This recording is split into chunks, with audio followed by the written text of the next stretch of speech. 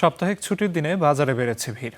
কেনাবেচায় ব্যস্ত ক্রেতা বিক্রেতারা এ নিয়ে আরও জানাতে বগুড়া থেকে যুক্ত হচ্ছেন সহকর্মী জজিফ হাসান প্রতীক, বরিশাল থেকে সৈয়দ মেহেদী হাসান ও মানিকগঞ্জ থেকে যুক্ত হচ্ছেন মাহিদুল ইসলাম মাহি। শুরুতে যাব বগুড়ায়, সেখানে আছেন সহকর্মী প্রতীক।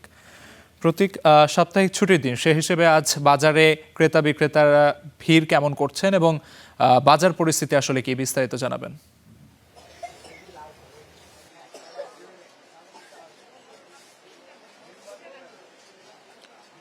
বিগত কয়েক সপ্তাহের তুলনায় আজকের কাঁচা বাজারে আমরা বগুড়ায় দেখতে পাচ্ছি যে শাকসবজি সহ প্রত্যেকটি জিনিসের দামে মোটামুটি সহনীয় পর্যায়ে এসেছে। এবং আপনাকে যদি কয়েকটি পণ্যের দাম জানাতে চাই, তাহলে আজকে ফতেলি বাজার, যেটি আসলে বগুড়ার সবচেয়ে বড় খুচরা কাঁচা বাজার বলা হয়, সেই কাঁচা বাজারের আজকে শসা বিক্রি হচ্ছে 40 টাকা কেজিতে, তরি বিক্রি হচ্ছে 60 টাকা কেজিতে এবং বেগুন প্রকারভেদে বিক্রি হচ্ছে 50 থেকে 60 টাকা কেজিতে। এছাড়া আলুর দামটাও কিছুটা কমেছে।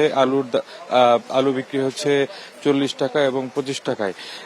সবচেয়ে যে পণ্যটির দাম বেশি বেড়েছিল সেটি হলো কাঁচামরিচ, এবং কাঁচামরিচের দাম কিছুদিন আগেও আসলে 80 টাকা, 250 গ্রামের দাম ছিল 80 টাকা, অর্থাৎ 320 টাকা কেজি ছিল। সেটি আজকের বাজার আমরা দেখছি মাত্র 100 টাকা কেজি এবং 80 টাকা কেজিতেও কোথাও কোথাও আমরা বিক্রি করতে দেখেছি। এবং পাইকারিতে সেই দামটি কিন্তু আরো বেশ খানিকটা কম। আমরা যতদূর জানতে পেরেছি এখানকার যারা বিক্রেতা রয়েছেন তাদের কাছ থেকে, এবং তারা বলছেন যে বিগত কয়েকদিনের তুলনায় আজকে আসলে কাঁচা বাজারের যে আমদানি, সেই আমদানিটি কিন্তু বেশ বেড়েছে এবং এই আমদানি বেশি হওয়ার কারণে এই কাঁচা বাজারের দামটি হুট করে কমে গেছে বলে আমাদেরকে জানিয়েছেন এখানকার যারা বিক্রেতা। এবং ক্রেতারাও বিগত কয়েকদিনের তুলনায় আজকে বেশ স্বস্তি প্রকাশ করেছেন। তারা বলছেন যে কাঁচা বাজারের যে দামটা হঠাৎ করে ঊর্ধ্বমুখী ছিল, সেই দামটি এখন বর্তমানে স্থিতিশীল এবং নিয়ন্ত্রণের মধ্যে আসায় তারা কিন্তু বেশ স্বস্তি প্রকাশ করেছেন। এবং এছাড়া কাঁচা শাকসবজি ছাড়াও আমরা অন্যান্য যে পণ্যগুলো রয়েছে তার মধ্যে মুরগির দামটিও দেখেছি 20 টাকা কেজি প্রতি কমেছে।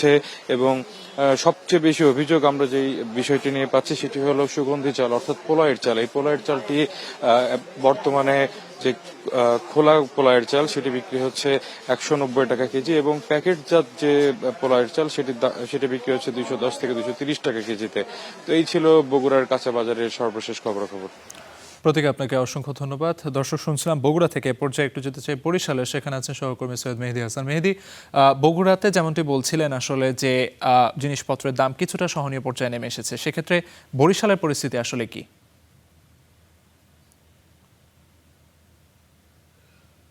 আলিফ, আপনাকে ধন্যবাদ। আমি রয়েছি এই মুহূর্তে বরিশাল সিটি পাইকারি মার্কেটে। এখান থেকেই বরিশাল শহর এবং আশেপাশে যে এলাকাগুলো রয়েছে সেখানে কাঁচা পণ্য যে থাকে। আমরা যদি আপনাদেরকে একটু দেখাই, অর্থাৎ এই বাজারটি সেই ভোরবেলায় জমজমাট হয় এবং 8টা নাগাদ এটি প্রায় শেষ হয়ে যায়। আমরা যেহেতু পরে এসেছি তো ভিড় অনেকটা কমে এসেছে। এখানে এসে ব্যবসায়ীদের সাথে কথা বলে যে তথ্যটি জানতে পারলাম যে বিগত কয়েকদিনের যে টানা বর্ষণ, সেই বর্ষণের কারণে কাঁচা বাজারের যে দাম তা একেবারেই প্রায় ক্রেতাদের ক্রয় ক্ষমতার মধ্যে চলে এসেছে। এখানে আমরা এসে দেখেছি যে করলা 30 টাকা কেজিতে বিক্রি হচ্ছে, কাঁকরোল 40 টাকা, পেঁপে 60-70 টাকা বিক্রি হতো সেটি 15 থেকে 20 টাকায় নেমে এসেছে, পটল 30 থেকে 35 টাকায় বিক্রি হচ্ছে, রেখা 20 টাকায়।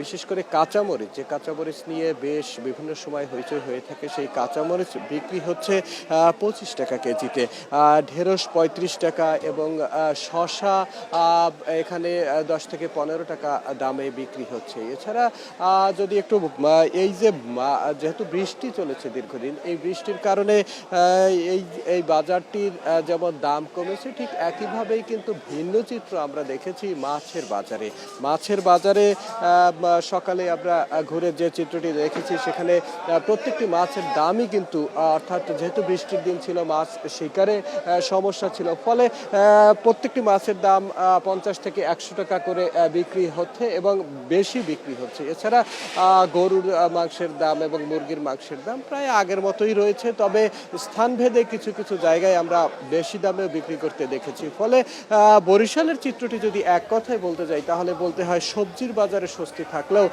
মাছের বাজারে কিন্তু আমরা ওইভাবে স্বস্তি দেখিনি ক্রেতাদের মাঝে। মেহেদী, আপনাকে অসংখ্য ধন্যবাদ। দর্শক, শুনছিলাম আমরা বরিশাল থেকে। এই পর্যায়ে যেতে চাই মানিকগঞ্জে। সেখানে মাছ বাজারের সবশেষ পরিস্থিতি জানাবেন আমাদের সহকর্মী মাহিদুল ইসলাম মাহি। মাছের বাজারের সবশেষ পরিস্থিতি জানাবেন।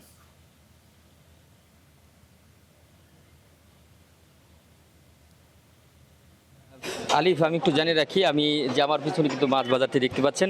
আমি যদি মাছ বাজারের সবশেষ পরিস্থিতি একটু আপনাদের জানাতে চাই যে মাছ বাজারে কিন্তু মাছের দাম কিন্তু বৃদ্ধি পেয়েছে। বিশেষ করে যদি আমি একটু জানিয়ে রাখি যে 450 টাকার নিচে কিন্তু কোনো রুই মাছ নেই, এবং এর মধ্যে একটু কথা আছে যে মাছগুলো একটু তাজা প্রকৃতির, তার দাম কিন্তু 20 টাকা বেশি।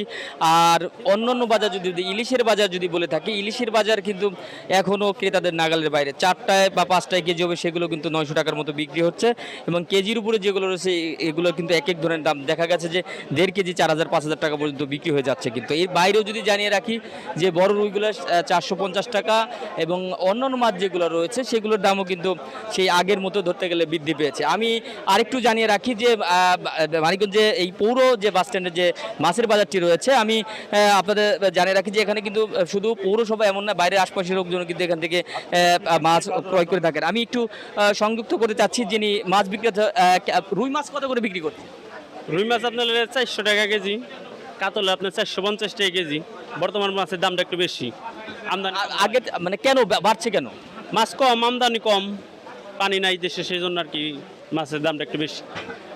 যেমনটি জানাচ্ছিলেন যে আসলে পানি আসলে বর্ষার সময় যে মানিকগঞ্জ কেন্দ্রিক যে নদীগুলো রয়েছে যে পানি থাকে প্রচুর, বিশেষ করে পদ্মা যমুনার যে বিস্তৃত মানিকগঞ্জ জেলার যে, তারপরে কালীগঙ্গা সহ ইসামতি সহ বিভিন্ন যে নদীগুলো ছিল জলশিশু, সেই নদীগুলো কিন্তু আসলে আগের মতো পানি নেই, এবং দেশীয় যে মাছগুলো ছিল সেগুলো কিন্তু ব্যাপক নেই বললে চলে। এর পাশাপাশি যদি বলি যে আসলে মানিকগঞ্জে মূলত ময়মনসিংহ বিভাগের যে জায়গাগুলো রয়েছে, বিশেষ করে ভালুকার যে চাষের মাছগুলো কিন্তু বেশি এসে থাকে।